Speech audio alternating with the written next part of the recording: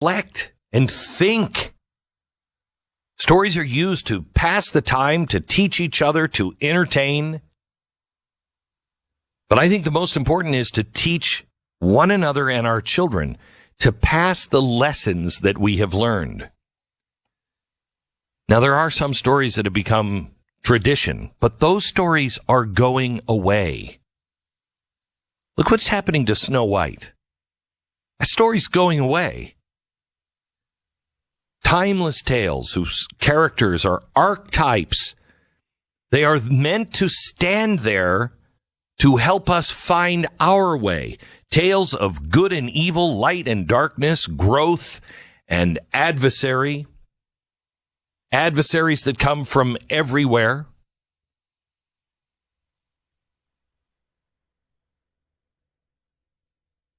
The Bible comes to mind with stories, but there's much more there. The greatest literature, Melville, Shakespeare, The Lion King.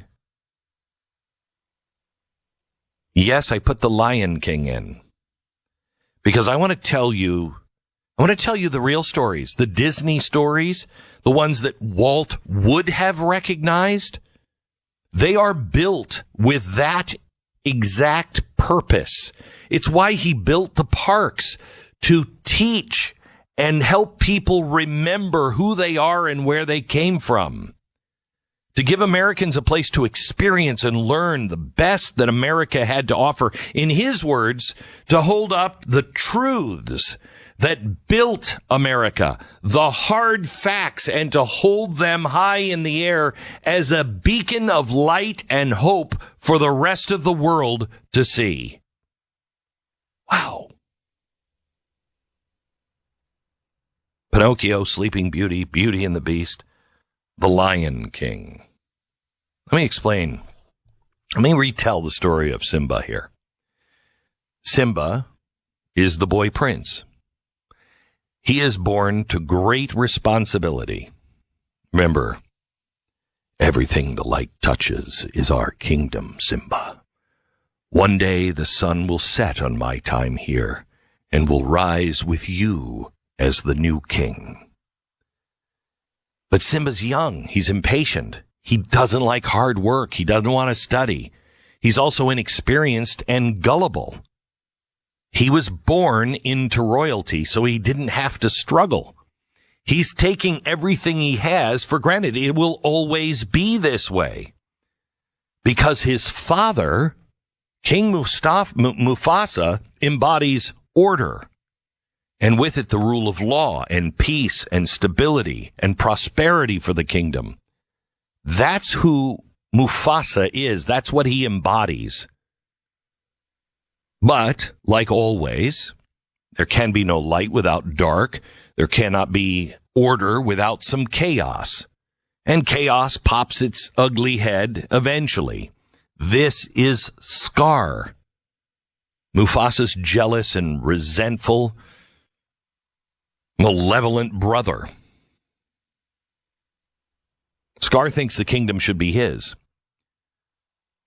Scar wants justice. He wants it in his way. It should be his. And using Simba as bait, he kills the king. In the aftermath, Scar assumes the crown and exiles Simba. Run. Okay, so that's the first part. Simba's been duped because Simba was ignorant, young, foolish. Then he goes off into exile and he meets a different archetype. Two useless frat boys who teach him the secret of never having a care in the world. Hakuna Matata. No worries. What a horrible philosophy this is, but one that Simba adopts. Have no cares because nothing matters. It's all good. It's all the same. Nothing is worth getting worked up over. You're just going to die younger if you do that. Hakuna Matata. What a perfect, abject way to lead a completely useless, meaningless, empty life. And that's what Simba does. He becomes a frat boy lion. Life is nothing but an endless spring break. Now listen to this. He even ends up eating the bugs. Is that you, Klaus?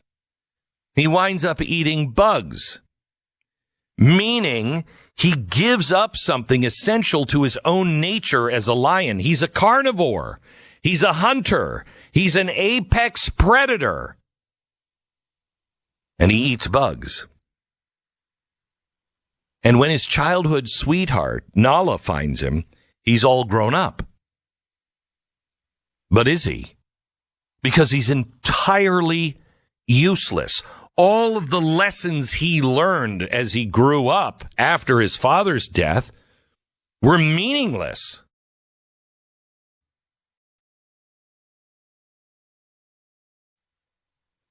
They wind up rolling around the grass like they were when they were kids, only this time it ends with her giving him a look that gets a knowing chuckle out of the adults in the theater, but Simba has no idea what to do next. And when she says, you've got to come back, the kingdom is in disarray, darkness and chaos taken over, everything is dying, you're needed. What does he say? Doesn't matter. Hakuna Matata. Sometimes bad things happen and there's nothing you can do about it, so why worry? What is Simba doing here? Simba is rejecting birthright. He is rejecting his responsibility. He chooses to remain comfortably useless. Hakuna Matata. But wait, he does save the day, right? I mean, there is a happy ending. Yes, because of Rafiki, the magic man, the spiritual advisor. It's his job to be the kingdom's repository of wisdom, and he shows up. And he gives Simba a vision of his father, who tells him, if you remember rather sternly, you have forgotten who you are, and so you have forgotten me. Look inside yourself, Simba. You are more than you have become. Take your place. Remember who you are. You are my son, and the one true king. I think we should watch this movie again, except maybe under a different lens. Because we're Simba, especially men, have become Simba. We're eating the bugs. We're Simba, America, the West in general. Way too many of us. Simba, what difference does it make? I've got other things to do. It's all going to be fine. We've chosen comfort and a life of Hakuna Matata. Nothing matters. Why should we even strive for anything? We are actually literally considering now eating the bugs. We have forgotten our place. We have deserted our post. There may have been a nasty, scarred lion that scared us out of our responsibility. But we cannot forsake our responsibility. We cannot forget our father. We have forgotten our figurative father by forgetting or even actively erasing the culture that produced us, its history, its lessons, its values.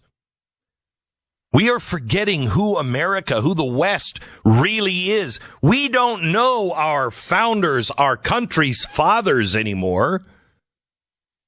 Some of us who are lucky enough to have had parents or grandparents who really struggled have literally forgotten the lessons of our fathers and our grandfathers.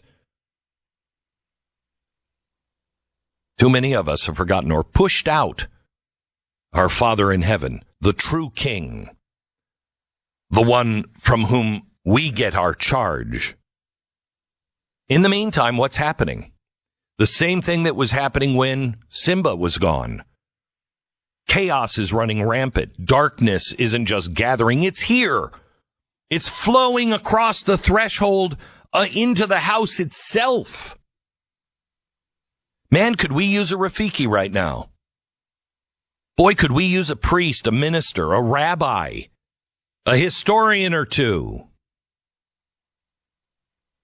Either way, America, it's time to finish growing up. Grow up.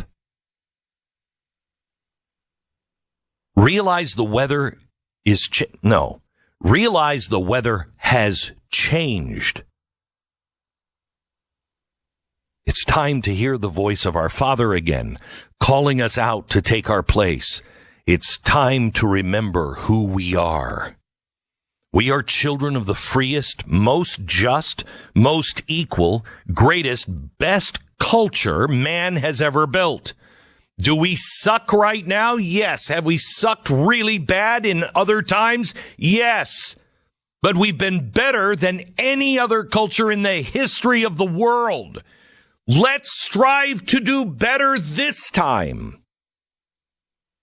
We are also the most successful by any measure of human flourishing, material or otherwise, that an intellectually honest observer might use. And it is great because at times it's very, very good. And why was it good? Because it was built upon the values and principles that our Father taught us. And as long as we remember those, it lives. We need to remember all of that. We need to take our place. We are more than what we have become. You were not born for nothing. You were born for a reason. You have a place. Your life has meaning. What you do makes a difference. It matters. We matter. To all the Simbas of the world, remember who you are. This is the Glenn Beck Weekend.